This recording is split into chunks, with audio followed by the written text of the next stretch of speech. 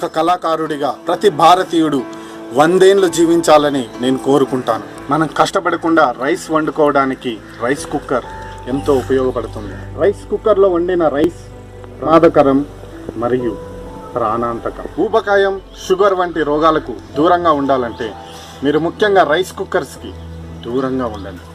నేను అలాగే ఉన్నాను, మీరు కూడా అలాగే ఉండండి.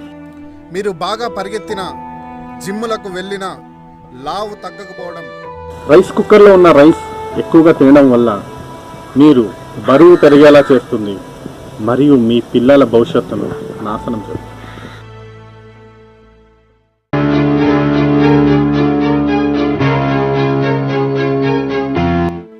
కష్టపడడానికి పెద్దగా ఇష్టపడకపోవడం మన దేశ మహిళలకున్న అతి పెద్ద చెడ్డలవాటు.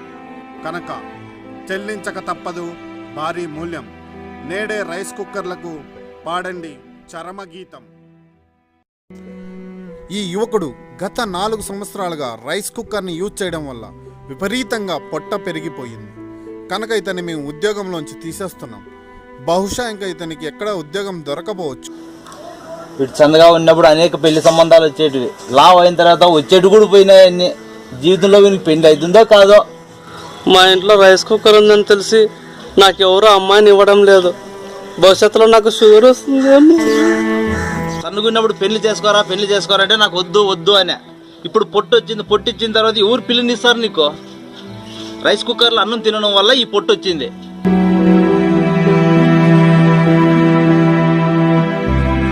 ఇప్పుడు వీని పొట్ట తగ్గడానికి 2 బర్రెలు అమ్మల్లా.